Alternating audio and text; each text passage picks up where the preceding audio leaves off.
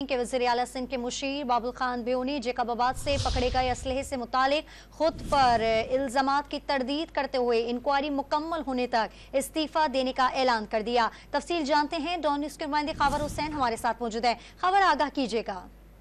जी, वज़ीर आला सिंध के मुशीर बाबुल खान भैयों ने अहम बयान दिया है। उनका ये कहना है कि कल जैकबाबाद की हुदूद में जो गैर कानूनी असला पकड़ा गया था और उसमें गैर जरूरी तौर पर सियासत की गई है। गैर कानूनी असले की नकलो हमल का इल्जाम मुझ पर लगाया गया है और मेरी साख को नुकसान पहुंचाने की कोशिश की गई है।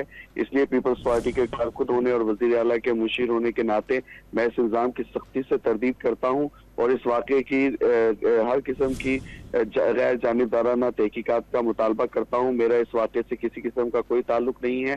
सिंध हुकूमत से दरख्वास्त करता हूं कि वो इस वाक़े की गैर जानिबदाराना तहकीकात कराए और साफ और शफाफ इंक्वायरी के लिए मैं वज़ीर आला के मुशीर के ओहदे से मुस्ताफी हो रहा हूँ। उनका ये भी कहना था कि मैं वज़ीर आला से दरख्वास्त करता हूँ कि मेरा इस्तीफा फौरी तौर पर मंजूर करके इंक्वायरी शुरू की जाए। मुस्ताफी होने का मकसद साफ और शफाफ और गैर जानिबदाराना इंक्वायरी कराना है।